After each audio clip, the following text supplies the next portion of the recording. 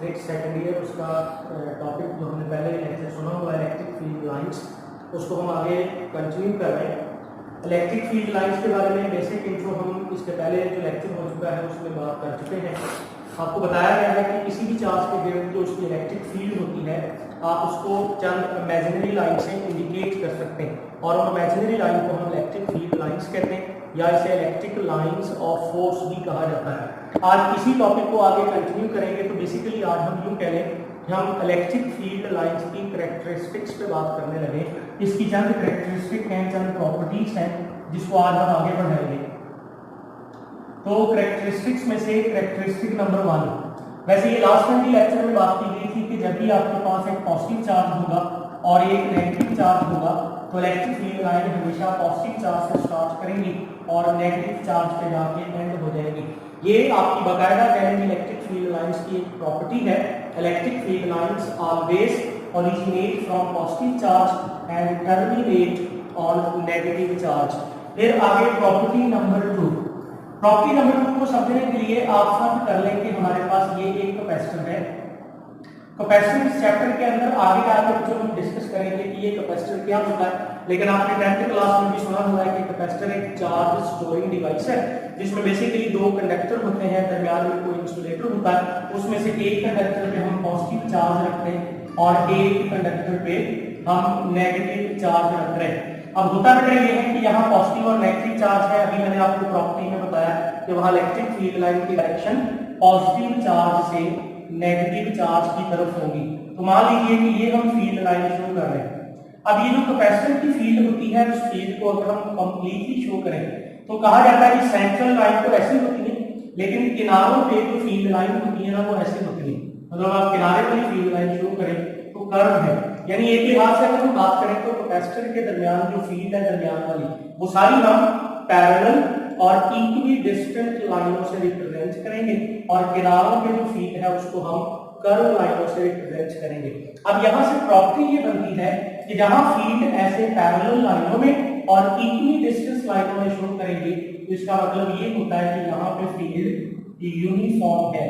और जब हम कर्व लाइन से रिप्रेजेंट करते हैं तो इस फील्ड को कैपेसिटर के लिए वैसे तो फ्रिंजिंग फील्ड कहते हैं, लेकिन ये जो फ्रिंजिंग फील्ड है बेसिकली इसका मतलब नॉन यूनिफॉर्म फील्ड है। तो इस लिहाज से बच्चों यहाँ से आपने याद रखना है, ये आएगा भी आपके चैप्टर में काम आएगा, पूरी बुक में हम यहाँ भी डिस्कस करेंगे। तो याद रखिएगा कि यूनिफॉर्म फील्ड अगर आप रिप्रेजेंट करना चाहते हैं तो आप बराबर डिस्टेंस पे रहते हुए बिल्कुल पैरेलल लाइन खींचोगे तो वो यूनिफॉर्म फील्ड। अच्छा, यूनिफॉर्म फील्ड से मुराद ये होता है बेटा कि ऐसी फील्ड जिसकी स्ट्रेंथ एक जैसी होगी। आप जहां वर्दी चेक करें तो फील्ड की स्ट्रेंथ अगर एक जैसी है तो यूनिफॉर्म है, और जो कर्व लाइनों से रिप्रेजेंट करेंगे उसे हम नॉन यूनिफॉर्म फील्ड को इंडिकेट करने के लिए यूज करेंगे। नंबर 3 पे बेटा अगर प्रॉपर्टी पे हम बात करें तो आपको याद होगा कि लास्ट में मैंने बात की थी, पिछले लेक्चर की बात है कि अगर आपके पास एक सिंगल चार्ज हो तो इसके गिर्द इसकी जो इलेक्ट्रिक फील्ड होती है आप इस तरह से रिप्रेजेंट करते हैं रेडियल लाइन से। ये हमने लास्ट में बात की थी कि ये हमारे पास रेडियल लाइन है। इन लाइनों के लिहाज से बेटा बात करें तो चार्ज के करीब लाइनों का फासला कम है, जैसे जैसे आप लाइन चार्ज से पीछे हटते जाओगे तो लाइन का फासला ज्यादा होता जाएगा। ये भी इलेक्ट्रिक फील्ड लाइन की प्रॉपर्टी है कि जहां फील्ड लाइन के दरमियान डिस्टेंस कम होगा इट मीन वहां फील्ड स्ट्रांग होगी, और जैसे जैसे लाइनें क्या होगी खुली होती जाएगी इसका मतलब ये है कि वहां फील्ड की स्ट्रेंथ कम होती जा रही है। एक बात मुझे याद रखनी है कि वैसे तो हमने लास्ट में बात की थी एक चार्ज के लिए जो इलेक्ट्रिक फील्ड होती है आप उसको इनफाइनाइट लाइन से रिप्रेजेंट कर सकते हैं। ये जरूरी नहीं है कि आपने इतनी लाइनें शो की है तो आप इतनी शो करेंगे, बट एक बात यहाँ से ये भी याद रखनी है कि आप जितना रश शो करोगे इलेक्ट्रिक फील्ड लाइंस का वो बेसिकली फील्ड की स्ट्रेंथ के प्रोपोर्शनल होता है। मतलब अगर ज्यादा फील्ड लाइन है तो इनडायरेक्टली आप मतलब देना चाह रहे हैं कि वहां फील्ड स्ट्रांग है, ठीक है जी। और अगर रश थोड़ा शो किया है तो इनडायरेक्टली आप वहां फील्ड के वीक होने को इंडिकेट करना चाह रहे हैं। तो ये आगे बढ़ते हैं प्रॉपर्टी नंबर 4 पे। अब ये जो प्रॉपर्टी नंबर 4 और 5 पे हम बात करेंगे तो 4 एक इंपॉर्टेंट एमसीक्यू है और जो 5th प्रॉपर्टी बात करेंगे जो वो एक इंपॉर्टेंट शॉर्ट क्वेश्चन है। तो बेटा याद रखना है फर्स्ट पहले मिसाल के तौर पे भी आपके पास ये तो फील्ड लाइन जा रही है, इलेक्ट्रिक फील्ड लाइंस है, मतलब हम चार्ज शो नहीं कर रहे, ये किसकी फील्ड है वो शो नहीं कर रहे, बस ये दिखा रहे हैं कि यहाँ हमारे पास एक फील्ड लाइन है और आप इस फील्ड लाइन के किसी पर्टिकुलर पॉइंट पे यहाँ पे यहाँ पे, यहाँ पे, यहाँ पे, यानी आप कोई एक पॉइंट ले लें और आप उस पॉइंट पे ना टेंजेंट ड्रॉ करें। यानी हमारे पास पूरी बात आप याद करें कि हमारे पास इलेक्ट्रिक फील्ड लाइन है और आप इलेक्ट्रिक फील्ड लाइन के किसी भी पॉइंट पे टेंजेंट ड्रॉ करना चाह रहे हैं। तो मान लीजिए कि आप इस पॉइंट पे टेंजेंट ड्रॉ करते हैं, इधर को टेंजेंट बनता है, ठीक है जी। आप यहाँ पे टेंजेंट ड्रॉ करते हैं, ये बनता है, इधर को टेंजेंट ड्रॉ करें। अब टेंजेंट की डेफिनेशन आप लोगों ने सुनी हुई है सब बच्चों ने कि हमारे पास एक ऐसी स्ट्रेट लाइन जो आपकी उस कर्व को एक ही पॉइंट पे टच करती हुई गुजरेगी, वो उस पॉइंट का टेंजेंट कहलाएगा। तो हम क्लोज कर रहे हैं इस लाइन को कि ये सपोज दैट फील्ड लाइन है, आप इसके किसी भी पॉइंट पे टेंजेंट खींचते हैं तो बच्चों ये जो टेंजेंट होता है ये इलेक्ट्रिक फील्ड इंटेंसिटी की डायरेक्शन को जाहिर करेगा। ये हमारा प्रॉपर्टी नंबर 4 का पॉइंट है। और अगर इसको लफ्जों में बयान करें तो ये बनता है tangent to the field line at any point will indicate direction of electric field intensity।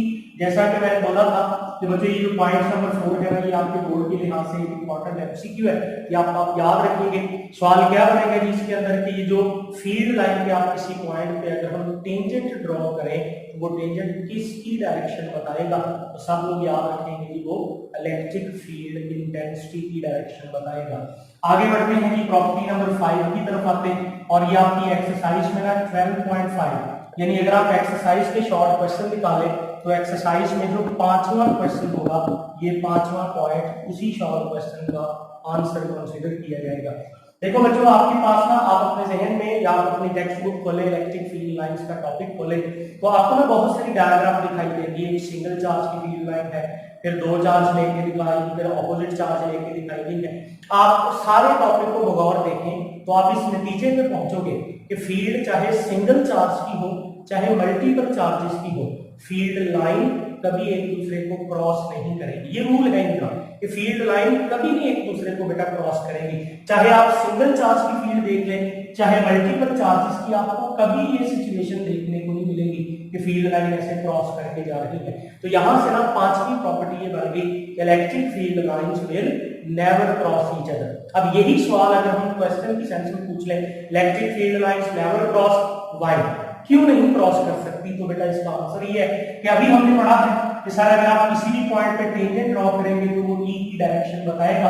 तो अब सोचें अगर फील्ड लाइन एक दूसरे को क्रॉस कर गई तो ये जो पॉइंट ऑफ इंटरसेक्शन बनेगा, अगर मैं आपसे कहूं कि यहाँ टेंजेंट ड्रॉ करें तो आपने कहना सर यहाँ तो मोर देन 1 टेंजेंट ड्रॉ किए जा सकते हैं। मसलन मिसाल के तौर पे आप इधर को ड्रॉ कर लें, इस लाइन के लिहाज से इधर को ड्रॉ कर ले, अगर मोर देन 1 टेंजेंट है इसका मतलब इस एक पॉइंट पे ई की एक से ज्यादा डायरेक्शन पॉसिबल बन रही है जो कि फिजिकली इम्पॉसिबल है।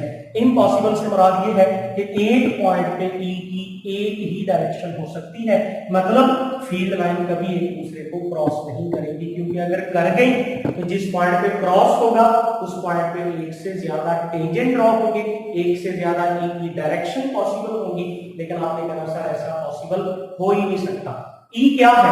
ई बेसिकली फोर्स की डायरेक्शन होती है, तो एक पॉइंट पे रहते हुए ई की यानी इलेक्ट्रिक फोर्स की बच्चों एक ही डायरेक्शन होती है, mean electric field lines will never cross each other. इसमें कोई कंडीशन नहीं है कि वो लाइनें किसी सिंगल चार्ज की हैं, किसी मल्टीपल चार्ज की नहीं, ये जनरल बात है कि इलेक्ट्रिक फील्ड लाइंस आप कहीं भी ड्रॉ कर ले वो कभी एक दूसरे को क्रॉस नहीं करेंगे। तो बेटा ये आपका टॉपिक यहाँ पे आके कंप्लीट हो जाता है। अगर इस टॉपिक की समरी बयान करेंगे, इस टॉपिक को ओवरऑल बोर्ड के लिहाज से बच्चों बात करें तो ये शॉर्ट क्वेश्चन बेस्ड टॉपिक है, इसमें से एमसीक्यू पूछे जाते हैं। या सबसे इंपॉर्टेंट बात ये जो 5वां पॉइंट है जो एक्सरसाइज का 5वां शॉर्ट क्वेश्चन भी है, आपने इसको याद करना है और बाकी इंट्रो लेना है कि फील्ड लाइन क्या होती है, फील्ड लाइन कैसे ड्रॉ की जाती है, एक पॉजिटिव चार्ज की फील्ड लाइन कैसी होती है, नेगेटिव की कैसी होती है, 2 पॉजिटिव ले तो कैसी है, एक पॉजिटिव ले और एक नेगेटिव ले तो किस तरह की फील्ड लाइंस हैं, और लास्ट पे जाके ये 5 प्रॉपर्टी आपने याद करनी। तो कंक्लूजन ये है बच्चों कि किसी भी चार्ज के गिर्द उसकी फील्ड दिखानी हो तो एक इमेजिनरी तरीकाकार है कि जो माइकल फैराडे नामी साइंटिस्ट ने सजेस्ट किया था, और वो ये है कि आप लाइनें लगा के उस फील्ड को रिप्रेजेंट कर सकते हैं। That's all.